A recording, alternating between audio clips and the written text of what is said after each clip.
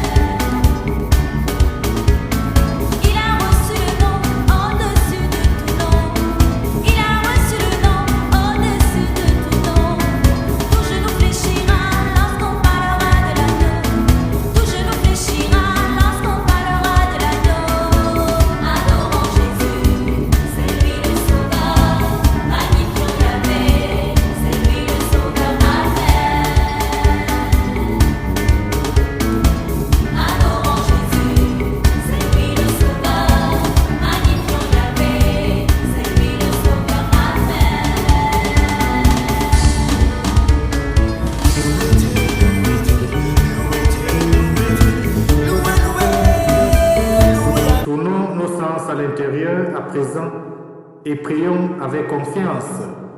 Assiste tes enfants, Seigneur. et montre à ceux qui t'implorent ton inépuisable bonté. C'est la fierté de ta voix pour Créateur et Providence. Restaure pour eux ta création et l'ayant renouvelée, protège-la. Nous t'avons prié par ton Fils Jésus-Christ, lui qui est notre Dieu et qui vit avec toi pour des siècles et des siècles. Amen. Lisons à présent le bien de mon Père, la lettre de Saint Paul apôtre aux Philippiens, au chapitre 1, les versets 1 à 11. Ensuite, méditons ensemble ce psaume 110. Bonne méditation. De tout cœur, je rendrai grâce au Seigneur. Dans l'assemblée parmi les justes, grandes sont les œuvres du Seigneur. Tous ceux qui les aiment s'en instruisent. Noblesse et beauté dans ses actions. À jamais se maintiendra sa justice. De ses merveilles, il a laissé un mémorial. Le Seigneur est tendresse et pitié. Il a donné les vivres à ses fidèles. Gardant toujours mémoire de son alliance. Il a montré sa force à son peuple. Lui donnant le domaine des nations. Justesse et sûreté, les œuvres de ses mains. Sécurité, toutes ses lois. Établi pour toujours et à jamais. Accomplis avec droiture et sûreté. Il apporte la délivrance à son peuple. Son alliance est promulguée pour toujours. Saint et redoutable est son nom. La sagesse commence avec la crainte du Seigneur, qui accomplit sa volonté en est éclairé. À jamais se maintiendra sa louange. Gloire au Père et au Fils et au Saint-Esprit, au Dieu qui est, qui était et qui vient, pour les siècles des siècles. Amen.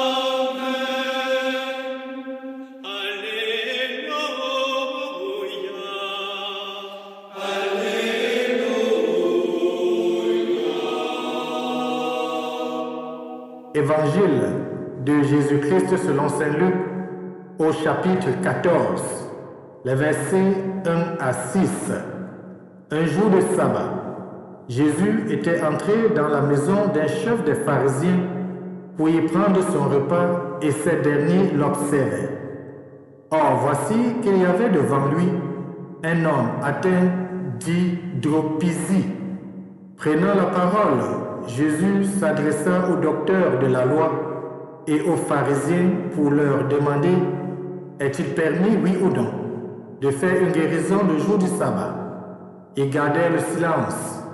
Tenant alors le malade, Jésus le guérit et le laissa aller. Puis il leur dit « Si l'un de vous a un fils ou un bœuf qui tombe dans un puits, ne va-t-il pas aussitôt l'en retirer même le jour du sabbat ?» Et ils furent incapables de trouver une réponse. Acclamons la parole de Dieu. Louange à toi, Seigneur Jésus-Christ. Si l'un de vous a un fils ou un bœuf qui tombe dans un puits, ne va-t-il pas aussitôt l'en retirer, même le jour du sabbat? Eh bien, mon Père, c'est la question que pose Jésus-Christ aujourd'hui aux docteurs de la loi, c'est-à-dire aux scribes et aux pharisiens, par rapport à leur comportement et à leur jugement. Dans l'Évangile, on nous parle d'une maladie qui est l'hydropisie. Bien sûr, on peut se poser la question de savoir c'est encore quoi cette maladie. Dans le dictionnaire Doctissimo, qui est un dictionnaire médical, l'hydropisie est une accumulation anormale de liquide dans les tissus de l'organisme ou dans une cavité du corps. C'est cette maladie que souffrait cet homme que Jésus va guérir le jour du sabbat. Eh bien, mon Père, souvent, il faut le dire avec fermeté, la loi d'amour nous oblige chacun et chacune à passer outre certaines règles. Rien n'est tout blanc ou rien n'est tout noir.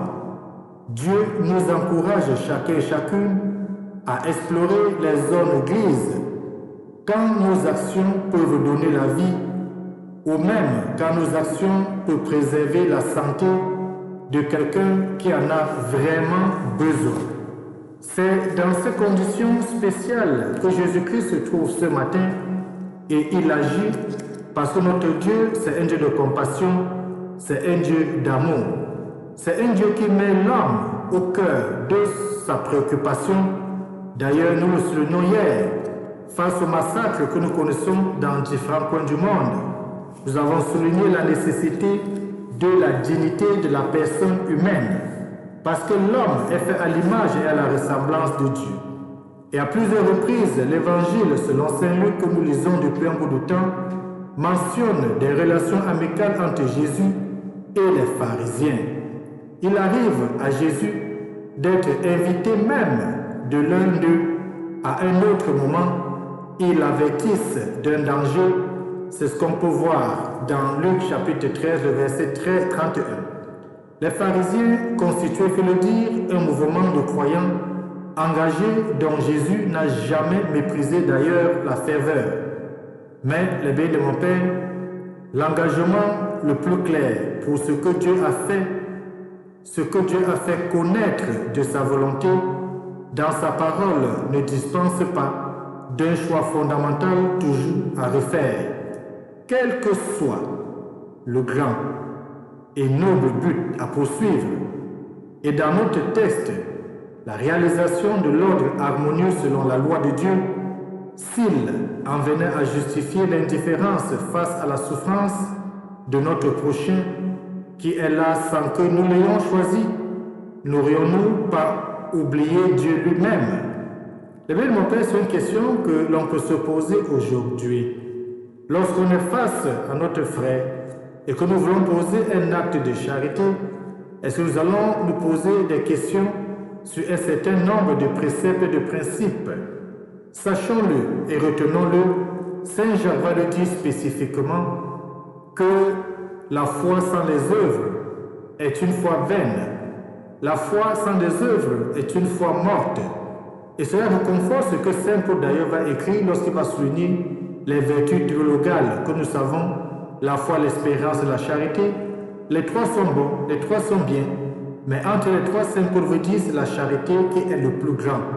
Parce que la charité, c'est ce qui est inscrit dans notre cœur. La charité, c'est l'amour vrai. Ce que Saint Paul va dire d'ailleurs, l'amour agapé, l'amour désintéressé, l'amour qui ne calcule pas, l'amour qui ne veut pas de récompense. Dans la tradition biblique, le sabbat est le jour de l'accomplissement et du repos. Le Christ Jésus, notre Sauveur, n'a pas de repos tant que souffre un de ses plus petits, qui est ses frères. D'ailleurs, c'est ce que nous allons voir quand je vous rappelle toujours de lire Matthieu chapitre 25, à partir du verset 30, où il y aura cette parabole où il va souligner que lorsqu'on fait quelque chose pour l'un de ses prochains, c'est à lui-même qu'on a fait. Mais dans ces guérisons pointe déjà le grand jour de l'accomplissement universel. Dans les guérisons de Jésus-Christ, on voit que le jour du repos où Dieu qui, lors de l'achèvement de sa création, l'avait déclaré très bon, dira à nouveau et définitivement, tout est bien quand tout sera accompli, quand l'achèvement sera là et que Jésus va ramener auprès de lui tous ceux qui l'ont écouté, tous ceux qui l'ont servi, tous ceux qui ont été ses disciples, mais tous ceux qui ont été missionnaires auprès de leurs frères et auprès de leurs sœurs. C'est pour cela, le béni de mon Père, aujourd'hui de façon spéciale, en ce jour de vendredi de la 30e semaine du temps ordinaire, je nous invite à avoir un moment d'intériorité, un moment de prière. Pourquoi pas faire un chemin de croix pour les souffrances de l'humanité? Pourquoi pas faire le chemin de croix pour tout ce que nous vivons de mal autour de nous? Pourquoi pas aller à l'adoration pour confier au cœur de Jésus le cœur d'amour, le cœur de miséricorde, toutes les misères de notre humanité, toutes les misères de notre famille, toutes les misères de notre pays, toutes les misères que nous voyons ci et là et dont nous sommes faibles et fragiles face à cela, mais Dieu, lui, il peut, car rien n'est impossible à Dieu. Et qu'il nous bénisse aujourd'hui et nous garde en son amour, lui qui est Père, Fils et Saint-Esprit. Amen. Bonne journée.